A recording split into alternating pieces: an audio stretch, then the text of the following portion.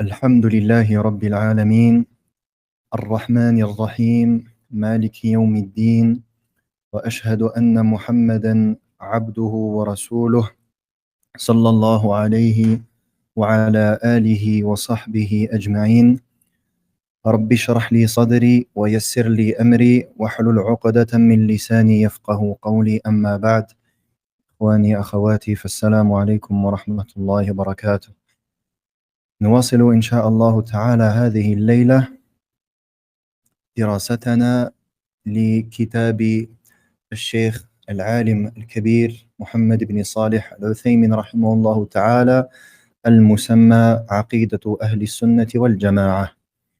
ونؤكد قبل أن نبدأ أن العلم يا معشر الفضلاء يؤخذ على هذه الطريقة، على طريقة العلماء، على نهج النبلاء، هؤلاء العلماء الذين وضعوا لنا طريقا سليما يرتقي به المريد للعلم في درجات مرضاة الله سبحانه وتعالى. أما هذه الطرق المحدثة العشوائية فلا ينتفع بها المسلم البتة. هذه الطرق التي فيها أخذ العلم بالمقاطع وأخذ العلم عن المجاهيل فهذا طريق لا يستقيم، هذا طريق غير مرضي. Et donc, avant de continuer, Inch'Allah Ta'ala, j'aimerais rappeler, comme je le fais assez souvent, que la science doit se prendre de cette manière-là. La science doit se prendre par l'étude des livres que les ulama nous ont laissés. Ces livres qui sont basés évidemment sur le livre d'Allah Jalla wa Ala et la sunna du prophète Muhammad sallallahu alayhi wa sallam. Et donc, celui qui souhaite obtenir de la science, celui qui souhaite se rapprocher d'Allah tabaraka wa ta'ala par la connaissance, eh bien, il se doit d'emprunter ce chemin droit, le chemin des savants. Et celui qui essaye de prendre la science par un autre chemin, le chemin que l'on voit malheureusement aujourd'hui, qui est très répandu, celui d'apprendre la science ou de penser que l'on peut apprendre la science par des extraits de vidéos qui durent 1 ou 2 minutes, ou par le fait que on pense que l'on puisse prendre la science de n'importe qui et de toute personne que l'on voit apparaître sur les réseaux, parce que cette personne aurait une manière de s'exprimer qui est attirante, ou que les sujets abordés soient des sujets qui attirent l'attention et qui attirent l'œil. Eh bien, celui qui pense cela, qu'il sache que il se trompe pleinement. Et donc, prendre la science, cela doit se faire de la meilleure des manières, la manière des savants. Et ne sois pas trompé par la situation de la majorité des gens. Ne sois pas trompé par ce que tu vois autour de toi. Lorsque tu vois que certaines personnes sont mises en avant sur les réseaux sociaux, sur YouTube ou autres, et que tu vois des personnes qui se permettent de monter sur un minbar, de se filmer, de s'enregistrer, d'animer des conférences, alors que ces personnes-là n'ont jamais voyagé pour apprendre la science, alors que ces personnes-là ne se sont jamais assis devant les ulama, que ces personnes-là n'ont jamais étudié un livre de son début jusqu'à sa fin. Si tu penses que ces gens-là sont sur le droit chemin, eh bien détrompe-toi. Et malheureusement, ils sont la majorité. Et la majorité des gens suivent ces derniers. Mais la majorité n'a jamais été dans notre religion une preuve en soi. Et c'est pour cela qu'Allah tabaraka wa ta'ala dans le Coran, lorsqu'il cite Al-Kathra, la majorité des gens, c'est pour les blâmer. Tu trouveras la plupart d'entre eux qui ne croient pas en Allah sans lui associer quoi que ce soit. Et tu trouveras que la plupart d'entre eux ne réfléchissent pas. Tu trouveras que la plupart d'entre eux, etc. Allah tabaraka wa ta'ala, lorsqu'il parle de la majorité dans le Coran, il parle de la majorité pour blâmer. Mais Ceci donc ne doit pas déstabiliser le croyant et ne doit pas, en aucun cas, ne doit le détourner du chemin d'Allah tabaraka wa ta'ala. C'était une courte introduction et nous reprenons là où nous nous étions arrêtés la dernière fois. نعم. قال المصنف رحمه الله تعالى فصل وكل ما ذكرناه من صفات الله تعالى تفصيلا أو إجمالا إثباتا أو نفيا فإننا في ذلك على كتاب ربنا وسنة نبينا معتمدون وعلى ما سار عليه سلف الأمة وأئمة الهدى من بعدهم سائرون.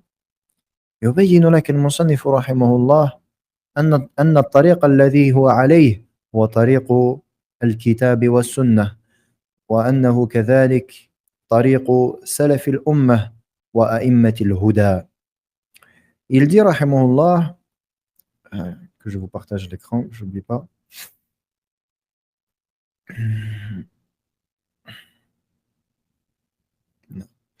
Il dit, Fasl, tout ce que nous avons cité parmi les attributs d'Allah, le Très-Haut, en détail ou de manière générale, en affirmant ou en infirmant, est basé sur le livre de notre Seigneur et la sunna de notre prophète sallallahu alayhi wa sallam.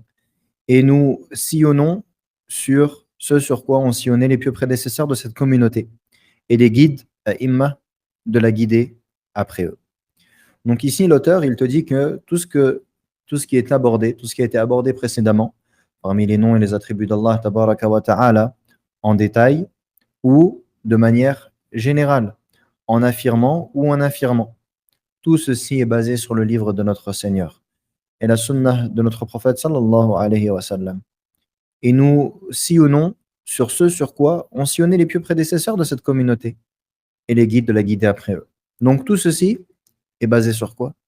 Tout ceci est basé sur le livre d'Allah, tabaraka wa ta'ala. Et tout ceci est basé sur la sunna du prophète Muhammad sallallahu alayhi wa sallam et sur ce sur quoi étaient les salafs de cette communauté. Et comment est-ce qu'il nous serait permis de prononcer une chose qu'Allah tabaraka wa ta'ala n'a pas prononcée dans son livre, ou le prophète sallallahu alayhi wa sallam dans la sunna, ou les salafs, les sahaba et ceux qui sont venus après eux, qui les ont suivis de la meilleure des manières. Et ça, c'est notre religion. Ceci est notre croyance. Ceci est notre méthodologie, notre balance. La balance avec laquelle nous jugeons, c'est la balance du livre d'Allah, de la sunna du prophète sallallahu alayhi wa sallam, et ce sur quoi étaient les salafs de cette communauté. Bien que tout le monde prétende cela en vérité, فَكُلُّ أَحَدٍ يَدَّعِي أَنَّهُ عَلَى الْكِتَابِ وَالسُّنَّةِ وَلَوْ قَالَ خِلَافَ ذَلِكَ لَفَرَّ مِنْهُ النَّاسِ وَلَمَا اتَّبَعُوهُ فلذلك يدعي كل مدع أنه على كتاب الله وسنة النبي صلى الله عليه وسلم وأنه متبع لسلف الأمة لكن العبرة بالحقائق ليست العبرة بالدعوات فإنما العبرة بماذا؟ بالحقائق، بحقائق الأمور. فإذا كان الإنسان مخالفا لما كان عليه النبي صلى الله عليه وسلم ولما كان عليه أصحابه فليعلم أنه ولو كرر صباح ومساء أنه متبع لكتاب الله وسنة النبي صلى الله عليه وسلم فإنه مخالف لهما، لأنه في الحقيقة لا يتبعهما بل يخالفهما فهو مخالف لهما ولا كرامة. Et donc celui qui répète du matin au soir, je suis sur la sunna, je suis le livre d'Allah, nous nous basons sur la vérité, nous nous basons sur la réalité des choses et non pas les prétentions. Tout le monde prétend suivre le livre d'Allah et la sunna du prophète sallallahu alayhi wa sallam. Tu ne trouveras personne qui te dit non, moi je ne suis pas le livre d'Allah et la sunna. Puisque s'il dit cela, les gens vont fuir. Les gens vont fuir. Donc, tout le monde prétend être sur la sunna du prophète sallallahu alayhi wa sallam et être sur le livre d'Allah tabaraka wa ta'ala. Mais en vérité, lorsque l'on pèse les choses, lorsque l'on met les choses sur la balance, nous voyons qui suit véritablement le livre et la sunna et celui qui est en contradiction. Et donc, l'innovateur aura beau cacher son innovation par de jolis mots, qu'il sache que tôt ou tard, il sera dévoilé. Car, en vérité, il est clair de voir si une personne est en conformité avec les fondements de la sunna ou est en contradiction avec ceci. قال رحمه الله ونرى وجوب إجراء نصوص الكتاب والسنة في ذلك على ظاهرها وحملها على حقيقتها اللائقة بالله عز وجل وهذه قاعدة مهمة جدا فعلى كل مسلم ومسلمة أن يتعلمها وأن يعتقد بها وأن يعمل بها فنحن نرى وجوب إجراء النصوص على ظاهرها كما يليق بالله جل وعلا. Et nous voyons qu'il est obligatoire de prendre les textes du livre et de la sunna dans leur sens apparent et de les comprendre par leur sens véritable comme il sied à Allah. Donc, ici, notre sujet est toujours en lien avec les noms et les attributs d'Allah tabaraka wa ta'ala. Nous étudions la croyance. Pour ceux qui, peut-être, assistent pour la première fois, nous sommes toujours dans le contexte de ce qui concerne les noms et les attributs d'Allah tabaraka wa ta'ala. Et donc ici, il nous donne une règle extrêmement importante concernant les noms et les attributs d'Allah. Il dit, nous voyons qu'il est obligatoire de prendre les textes du livre et de la sunna dans leur sens apparent. Nous ne devons donc pas attribuer un sens autre que le sens apparent. Et avec un exemple, cela pourra paraître plus clair, incha'Allah ta'ala. Allah Jalla wa Ala nous dit dans le Coran wa khalaqtuka biyaday. Il dit à Adam, et je t'ai créé de mes deux mains. Biyaday. Je t'ai créé de mes deux mains. Et Allah tabaraka wa ta'ala, il dit bal yadahu mabsuutatan.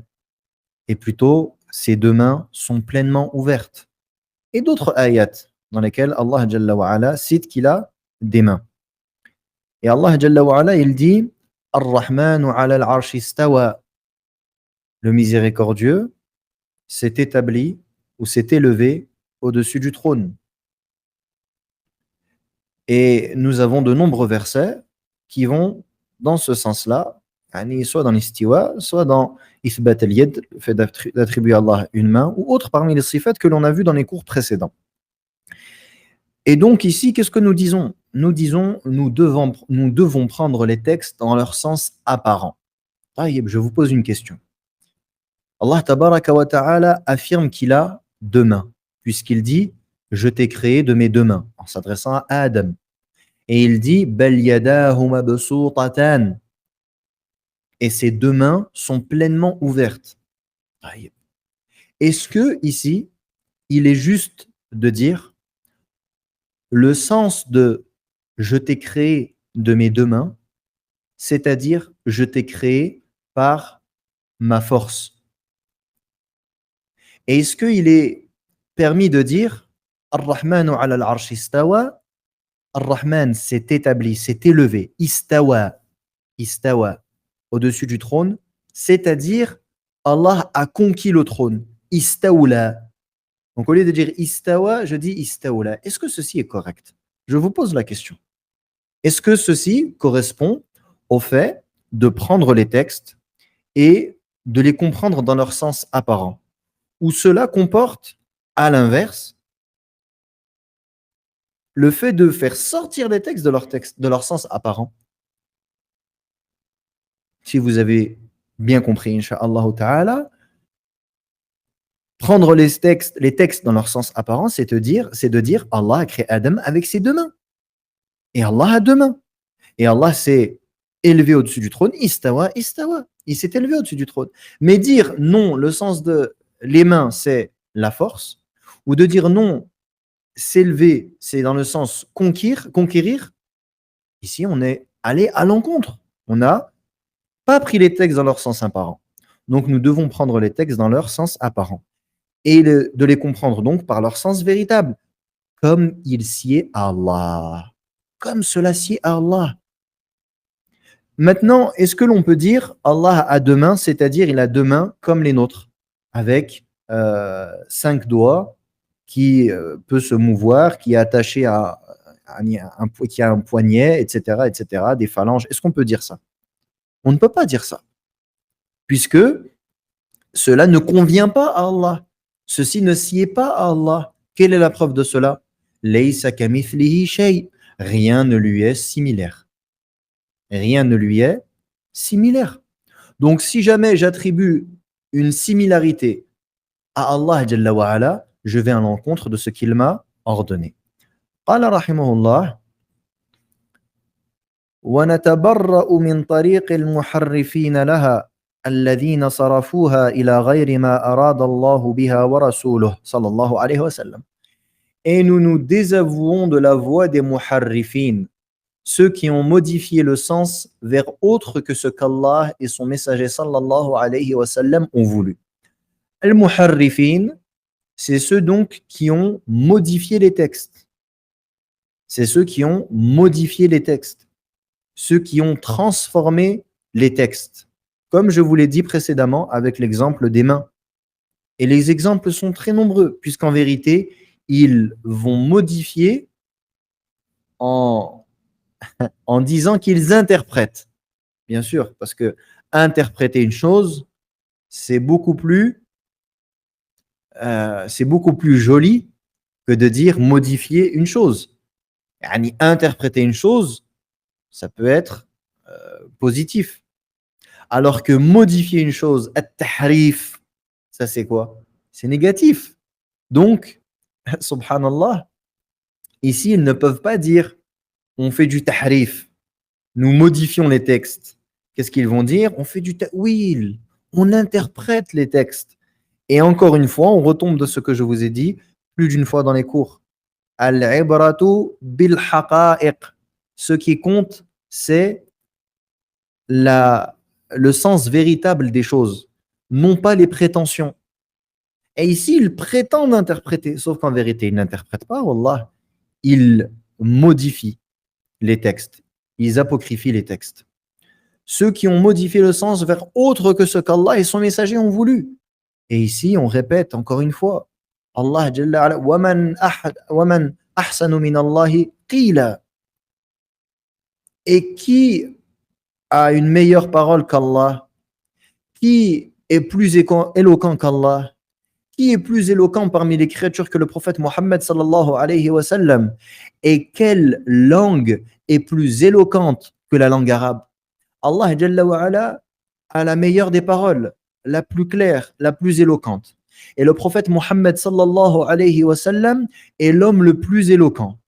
Et il est d'un peuple qui parle la langue la plus éloquente. Et le Coran a été révélé donc à l'homme le plus éloquent dans la langue la plus éloquente. Si Allah tabaraka wa ta'ala avait voulu nous dire que le sens de sa main, de ses mains, c'est sa force, que le sens de s'élever au-dessus du trône, c'est conquérir le trône, est-ce que Allah Jalla wa ala aurait pu être incapable de nous dire cela de manière claire? Alors que Allah Jalla wa ala, il a fait descendre ce Coran comme étant une clarification pour les gens. Subhanallah. قال رحمه الله ومن طريق المعطلين لها الذين عطلوها عن مدلولها الذي أراده الله ورسوله صلى الله عليه وسلم ومن طريق الغالين فيها الذين حملوها على التمثيل أو تكلفوا لمدلولها التكييف فهذان طريقان مرفوضان. الطريق الأول طريق المعطلة الذين يعطلون الأسماء والصفات عن مدلولها ومعناها فيقولون سميع بلا سمع بصير بلا بصر إلى آخره. ومن طريق الغالين فيها الذين حملوها على التمثيل الممثلة الذين يقولون صفات الله كصفات كذا فيمثلون صفات المولى جل وعلا الذي هو الخالق بصفات المخلوقين وهذان طريقان مرفوضان عند أهل السنة والجماعة. Et il dit, et nous nous désavouons de la voie des mu'attilah qui ont dénué les attributs d'Allah et ses noms de ce qu'Allah a voulu et son messager comme sens. Sallallahu alayhi wa sallam. Al-mu'attilah, c'est ceux qui dénuent, yani, qui enlèvent le véritable sens. Et ici, ils n'en mettent pas un autre. Les premiers, le muharrifin, qu'est-ce qu'ils font? Ils modifient. Donc, ils font du ta'til, yani, ils dénuent la sifa de son véritable sens et ils lui en donnent un autre. En revanche, eux, al-mu'attila, ici, qu'est-ce qu'ils font? Ils dénuent du sens. Ils vont dire Allah est omniscient sans omniscience. Allah est audient sans être audient. Allah est capable de toute chose sans qudra, sans capacité. Donc, ils ont enlevé à Allah Jalla wa Ala ses attributs et le sens de ses noms. Et ça, c'est également une voie qui est rejetée. Pourquoi? Parce qu'ils disent, si on dit qu'Allah il entend, on le fait ressembler à ses créatures. Et ça, c'est un égarement. Et la voie des exagérateurs qui ont compris l'anthropomorphisme ou qui ont exagéré à vouloir accorder un comment. Et ça, c'est ceux qui ont dit, la main d'Allah, tabaraka wa ta'ala, elle ressemble à la main de l'être humain. Elle est comme la main de l'être humain. Les yeux d'Allah sont comme les yeux de l'être humain. Allah entend comme l'être humain entend. Allah voit comme l'être humain entend. Et ça, c'est également un égarement. Donc, at-tahrif, on le rejette. At-ta'til, on le rejette. Et at-tamthil, on le rejette. Ainsi que at-takyif. Donc, at-tahrif, c'est modifier le sens, donner un autre sens. At-ta'til, c'est enlever le sens. Et at-tamthil, l'anthropomorphisme, c'est faire ressembler. Et takyif, donner un comment. Et les deux se rejoignent. Concernant les personnes qui disent cela, concernant ses attributs et le sens de ses noms, est-ce de la mécréance? De quoi est-ce que tu parles, Akhi? Parce qu'ils ont un jugement différent. Est-ce que tu parles du fait de modifier, at-tahrif, ou de ta'til et tamthil? De quoi est-ce que tu parles, barakallahu fik? Ensuite, il dit ومن طريق ونعلم علم اليقين أن ما جاء في كتاب الله تعالى أو سنة نبيه صلى الله عليه وسلم فهو حق لا يناقض بعضه بعضا لقوله صلى الله تعالى أفلا يتدبرون القرآن ولو كان من عند غير الله لوجدوا فيه اختلافا كثيرا. Et nous savons avec certitude que ce avec quoi est venu le livre d'Allah le Très-Haut et la sunna de son prophète sallallahu alayhi wa sallam, alors ceci est la vérité. Et que cela ne se contredit pas.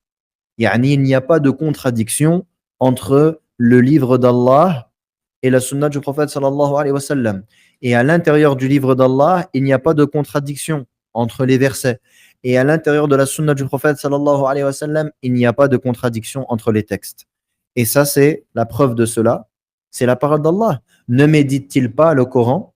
Et s'il venait d'autres qu'Allah, alors ils y auraient trouvé de nombreuses divergences. Donc Allah tabaraka wa ta'ala a nié dans cette ayah qu'il y a de la divergence dans son livre, qu'il y a des versets qui sont en contradiction. De la divergence ici dans le sens contradiction. On ne parle pas de la divergence qui est de l'ordre du fiqh, de la jurisprudence, qui est quelque chose qui est permis et qu'Allah tabaraka wa ta'ala a acquiescé, ainsi que le prophète sallallahu alayhi wa sallam. On ne parle pas de ça. On parle ici de divergence dans le sens blâmable, de divergence, c'est-à-dire de contradiction. Donc s'il venait d'autres qu'Allah, alors ils y auraient trouvé de nombreuses contradictions. Un livre entier sans contradiction, c'est quelque chose qui n'est possible que s'il vient d'Allah tabaraka wa ta'ala. Car Allah Jalla wa Ala, dans son livre, il légifère les choses. Il rend des choses permises, il rend des choses interdites. Prenez pour preuve les législations des mécréants dans leur dostor, dans leur législation, donc dans leur loi. les lois qu'ils mettent en place dans chacun des pays, donc toutes les lois qu'ils vont mettre en vigueur pour telle ou telle chose, peu importe, que ce soit pour les peines de prison, les choses qui sont interdites, les choses qui sont permises, etc. Regardez-les. Des siècles, et ils modifient leurs textes. Leurs textes, ils les modifient. Et subhanallah, parfois, avec des affaires juridiques, donc une affaire par exemple juridique qui aurait pris de l'ampleur sur un meurtre ou quelque chose de particulier, parfois, certaines affaires juridiques, elles prennent de l'ampleur au niveau médiatique et donc au niveau national. Et on va avoir beaucoup d'avocats, par exemple, qui vont mettre leur nez dans cette affaire, ou ce qu'ils appellent des législateurs.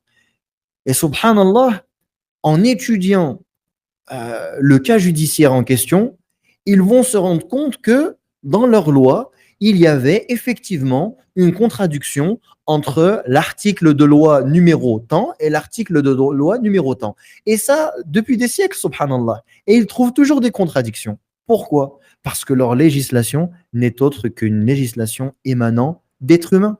Et les êtres humains, qu'est-ce qu'ils sont? Les êtres humains comportent des manquements. Ils ont été créés faibles. Ils ont été créés avec des manquements dans la compréhension, dans la clairvoyance, etc. Alors qu'Allah tabaraka wa ta'ala, il est clairvoyant et il est sage et il est juste et il est pleinement savant. Donc, ce qui vient d'Allah tabaraka wa ta'ala ne saurait contenir de contradictions et de divergences. قال رحمه الله ولأن التناقض في الأخبار يستلزم تكذيب بعضها بعضا وهذا محال في خبر الله تعالى ورسوله صلى الله عليه وسلم. Car la contradiction concernant les informations, l'akhbar, qui viennent d'Allah, implique qu'elles se démentent les unes les autres. Même pas, de manière générale. Si on a des informations qui sont en contradiction, cela implique que telle information, elle démente l'autre information. Il dit, et ceci est impossible concernant l'information venant d'Allah tabaraka wa ta'ala et de son messager sallallahu alayhi wa sallam, comme on l'a dit précédemment, et je pense que ceci est clair. وَمَنِ ادَّعَى أَنَّ فِي كِتَابِ اللَّهِ تَعَالَى أو في سنة رسوله صلى الله عليه وسلم أو بينهما تناقضا فذلك لسوء قصده وزيغ قلبه فليتب إلى الله تعالى ولينزع عن غيه. Et celui qui prétend qu'il y a dans le livre d'Allah Ta'ala ou dans la sunna de son messager sallallahu alayhi wa sallam, ou qu'il y a entre les deux une contradiction, alors ceci émane de sa mauvaise intention, de l'égarement de son cœur. Il doit donc se repentir à Allah Ta'ala et se détacher de son égarement. Celui qui viendrait à prétendre qu'il y a dans le livre d'Allah une contradiction, ou dans la sunna du messager sallallahu alayhi wa sallam une contradiction, alors ceci émane de sa mauvaise intention et de l'égarement de son cœur. Il doit donc se repentir à Allah et se détacher de son égarement. Et ici, on ne parle pas de celui qui aurait une réflexion au fond de lui-même et qui se dirait, mais subhanallah, je ne comprends pas. Par exemple, Allah tabaraka wa ta'ala, il dit فَهَذَا يَوْمُ لَا يَنْطِقُونَ فَلَا يُؤْذَنُ لَهُمْ وَلَا يُؤْذَنُ لَهُمْ فَيَعْتَذِرُونَ. En ce jour-là, ils ne prononceront aucun mot. Ils ne prononceront aucun mot. Et on ne leur donnera point la permission. Et dans une autre ayah, le jour du jugement, et dans une autre ayah, Allah tabaraka wa ta'ala, il nous dit يَوْمَ تُكَلِّمُنَا أَيْدِيهِمْ, le jour où leurs mains nous parleront et leur langue, et que leurs membres, ils attesteront pour eux. Donc dans une ayah, Allah tabaraka wa ta'ala nous dit que le jour du jugement, les kuffars ne parleront pas. Et dans une autre ayah, ils parleront. C'est étrange. Ici, on a deux cas de figure. Une personne qui se pose la question et qui se dit, subhanallah, qu'est-ce que j'ai mal compris? Ça, c'est le premier cas de figure. Et donc, je vais poser la question. Comment est-ce que l'on comprend cela?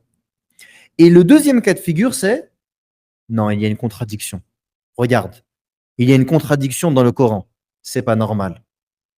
Donc, soit il rejette cela, wal'iyadhu billah, ou alors il va trouver des moyens interdits de rendre crédible et licite son rejet. Donc il va dire non, mais en fait, le Coran, ça fait 1400 ans et il va nous rapporter des choses qui sont sorties de tout droit de son chapeau.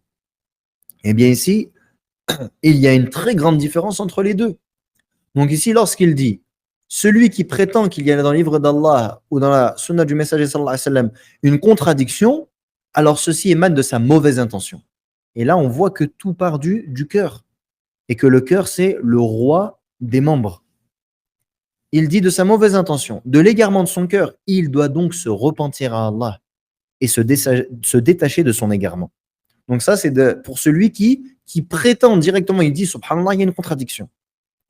Ensuite, il dit, et celui qui imagine la contradiction dans le livre d'Allah ou la sunna de son messager sallallahu alayhi wa sallam, ou entre les deux, alors ceci provient soit de son peu de science, ou de son peu de compréhension, ou de son peu de méditation. Qu'il cherche alors la science et qu'il accomplisse les efforts dans la méditation, at-tadabbur, jusqu'à ce que lui vienne la vérité. Et si la vérité ne lui vient pas clairement, alors qu'il remette l'affaire à ceux qui la connaissent, les ulama, et qu'il cesse de fabuler, et qu'ils disent, comme disent ceux qui sont ancrés dans la science, Amanna bihi kullum min indi rabbina. Nous y avons cru, tout ceci vient de notre Seigneur. Et qu'ils sachent que le livre d'Allah et la sunna du prophète sallallahu alayhi wa sallam ne contiennent aucune contradiction ni aucune divergence. Et donc ça, c'est extrêmement important de le comprendre. Il n'y a point de contradiction entre les textes. Et si jamais une contradiction apparaît, eh bien sache que c'est en apparence une contradiction. C'est une contradiction en apparence. Et cette contradiction apparente, de quoi est-ce qu'elle émane? Elle émane d'une mauvaise compréhension. Elle émane d'une mauvaise compréhension, d'un manque de science. C'est pour cela donc que, comme il dit le prophète, la guérison de la méconnaissance, de l'ignorance, c'est quoi? C'est la question. Pose la question. Pose la question aux gens de science. Cherche qu'est-ce que nos savants ils ont dit à propos de ce texte. Qu'est-ce que nos savants ils ont dit à propos de ce verset, de ce hadith. Comment est-ce qu'ils l'ont interprété à la lumière de la compréhension des pieux prédécesseurs de cette communauté. Et une fois que, alhamdulillah, la vérité t'est apparue, alors remercie Allah Jalla wa ala pour ce bienfait. Et arrête-toi là. Et cesse de fabuler et de dire des choses qui ne sont pas correctes et qui ne sont pas basées sur la sunna du prophète sallallahu alayhi wa sallam, ni le livre d'Allah Jalla wa ala. Et la semaine prochaine, Inch'Allah ta'ala, nous commencerons à aborder ce qui concerne les anges. Assalamu alaikum wa rahmatullahi wa barakatuh. Comment comprendre les versets abrogés et abrogeants? C'est une science. Al-nasikh wal-mansukh, hada ilm. C'est une science. Et cette science-là, il faut l'étudier. Et des ulama, alhamdulillah, ils ont écrit des livres dans lesquels ils ont comptabilisé les versets qui ont été abrogés et les versets abrogeants, et également les différents types de nasr, ce dont le jugement a été abrogé, mais dont la lecture est toujours présente, ceux dont la lecture n'est plus présente et le jugement a été abrogé. Il y a différents types, et ça c'est une science qui s'apprend, et c'est une science que l'étudiant en sciences que l'étudiant en sciences doit apprendre. Et ici, donc, quand je dis étudiant en sciences, c'est une personne qui se dédie à l'apprentissage de la science, qui a appris la langue arabe et qui apprend avec les mashayikh et les étudiants, et qui a donc dans son programme, non pas au début, parce que ça ne fait pas partie des matières que l'on étudie au début de l'apprentissage de la science, mais plus tard, il apprend cette science-là et il comprendra, incha'Allah ta'ala, qu'est-ce que an-nasikh wal-mansukh, wallahu a'lam. Que répondre à ceux qui pensent que les hadiths se contredisent? Ceux qui pensent que les hadiths se contredisent, nous disons la même chose que le cheikh a dit. Cela, premièrement, émane d'une maladie, une maladie du cœur, et un non-vouloir de à se plier et se soumettre pleinement au texte. Donc ces personnes-là, vu qu'elles ne souhaitent pas se soumettre au texte et qu'il y a en vérité dans leur cœur, quoi donc? Il y a de l'orgueil. Parce que celui qui refuse de se soumettre à une chose ne le refuse véritablement que par orgueil. Comme l'a fait Iblis lorsqu'il a refusé de se prosterner devant Adam comme Allah tabaraka wa ta'ala lui a ordonné. Et tous ceux qui refusent de se soumettre, eh bien, en vérité, ils suivent le chemin de Iblis. Et ce qu'il a amené à son égarement n'est autre que l'orgueil. Donc ici, premièrement, il faut que la personne elle sache cela, que cela émane d'une maladie du cœur. Ensuite, comment leur répondre? Ceux qui disent les hadiths se contredisent. Eh bien, ceci est simple. Nous leur disons, Allah tabaraka wa ta'ala dit dans le Coran, dans surat An-Najm, dans les premiers versets, وَمَا يَنْطِقُ عَنِ الْهَوَى إِنْ هُوَ إِلَّا وَحْيٌ يُوحَى. Et il ne parle pas sous l'effet de la passion, mais c'est une révélation émanant de son Seigneur. Donc, ce que le prophète sallallahu alayhi wa sallam nous a enseigné, ce que le prophète alayhi salatu wa sallam a ordonné ou interdit, tout cela est une révélation venant d'Allah tabaraka wa ta'ala. Donc, ce que le prophète alayhi salatu wa sallam a prononcé comme étant le Coran, révélé par Allah tabaraka wa ta'ala à Jibril qui l'a révélé au prophète sallallahu alayhi wa sallam. Ceci, nous disons, est la parole d'Allah. Lorsque le prophète alayhi salatu wa sallam enseignait aux sahaba le Coran, nous disons, cette catégorie de ce qu'a prononcé, ce qu'a dit le prophète alayhi salatu wa sallam, c'est une révélation qui est la parole d'Allah. Et ensuite, nous avons la sunna. Et cela fait partie des choses que le prophète alayhi salatu wa sallam a prononcées. وَمَا يَنْطِقُ. Il ne prononce rien عَنِ الْهَوَى, sous l'effet de la passion. Mais tout ceci est plutôt une révélation émanant de son Seigneur. Cela englobe à la fois le livre d'Allah, tabaraka wa ta'ala, et ce que lui-même enseignait qui fait partie de sa sunna. Comme il dit Allah tabaraka wa ta'ala également dans un autre verset, وَيُعَلِّمُهُمُ الْكِتَابَ وَالْحِكْمَةَ وَإِنْ كَانُوا مِنْ قَبْلُ لَفِي ضَلَالٍ مُبِينٍ وَيُزَكِّيهِمْ وَيُعَلِّمُهُمُ الْكِتَابَ وَالْحِكْمَةَ. Et هو الذي بعث في الأميين رسولا منهم يتلو عليهم آياته ويزكيهم ويعلمهم الكتاب والحكمة. Il est celui qui a envoyé chez les illettrés un prophète d'eux-mêmes qui leur enseigne le livre ainsi que al-hikmah, la sagesse, ويزكيهم, et également qu'il les purifie. Ici, Allah tabaraka wa ta'ala, il dit que le prophète sallallahu alayhi wa sallam, il leur enseigne quoi? Il leur enseigne là le livre, donc le Coran, et qu'il leur enseigne al-hikmah, la sagesse. Qu'est-ce que la sagesse? Ici, la sagesse, c'est la sunna. Et également, Allah tabaraka wa ta'ala, il ordonne les femmes du prophète alayhi salatu wa sallam, et il dit وَاذْكُرْنَ مَا يُتْلَى فِي بُيُوتِكُنَّ مِنْ آيَاتِ اللَّهِ وَالْحِكْمَةِ. Et évoquez ce qui est lu dans vos demeures parmi le livre d'Allah, du livre d'Allah et de la sagesse. Al-hikmah. Qu'est-ce qu'est al-hikmah? La sunna du prophète sallallahu alayhi wa sallam.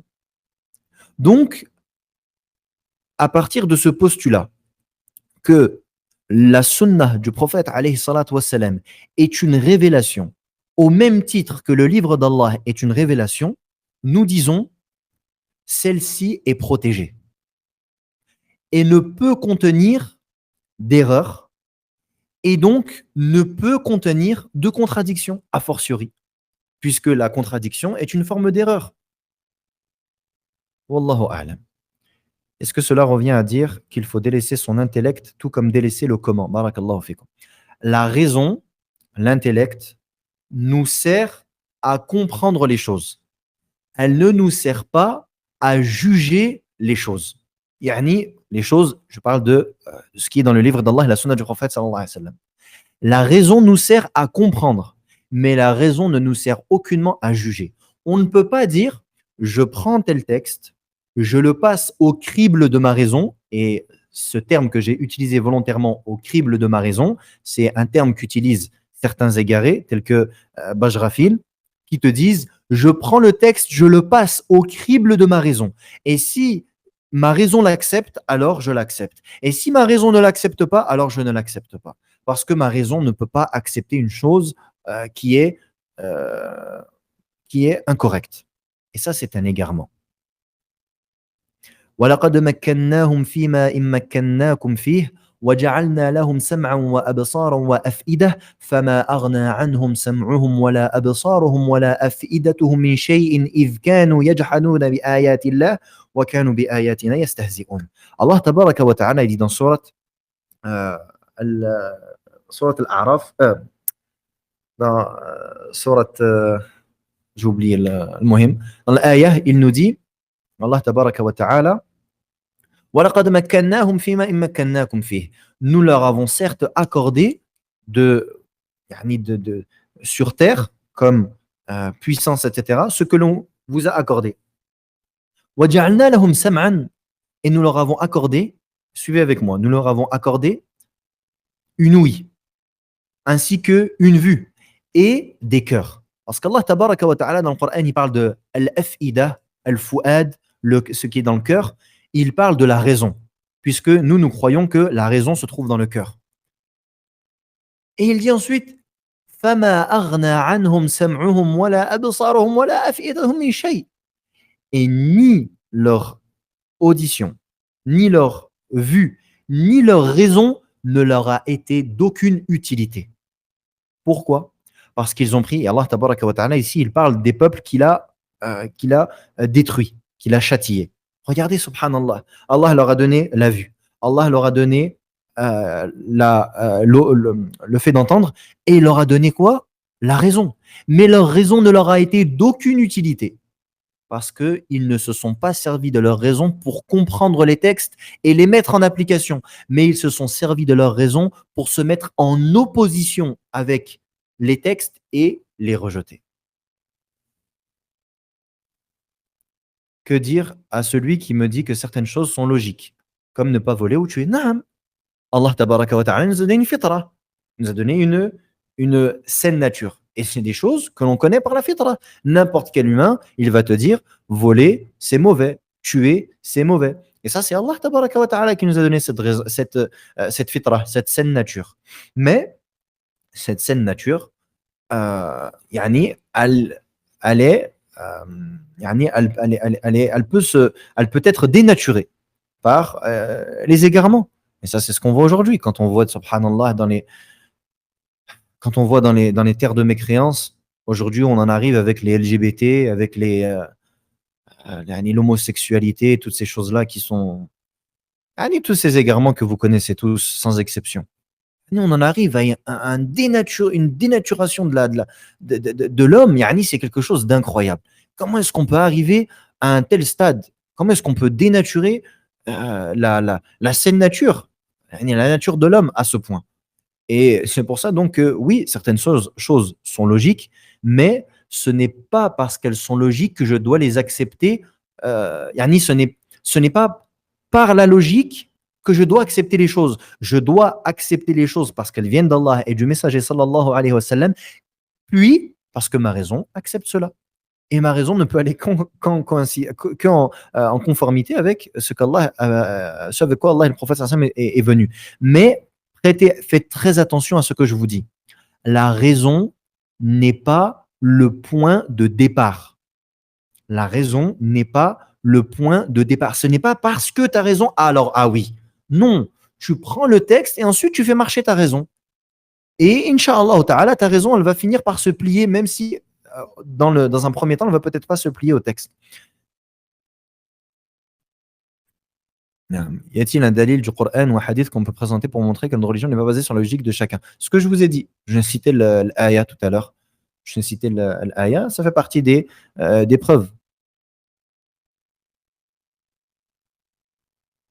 بارك الله فيك وفيكم بارك الله نسأل الله سبحانه وتعالى الإخلاص والقبول بارك الله فيكم أستأذنكم ونصغت لي إن شاء الله تعالى جزاكم الله خيرا وبارك فيكم سبحانك اللهم وبحمدك أشهد أن لا إله إلا أنت أستغفرك وأتوب إليك et je vous dis oui tout à l'heure cours avec Cheikh Ibrahim Al-Muhaymid Inch'Allah ta'ala tafsir de Juz Amma et demain également le cours sera à la même heure 6h15 wassalamu alaikum wa rahmatullahi wa barakatuh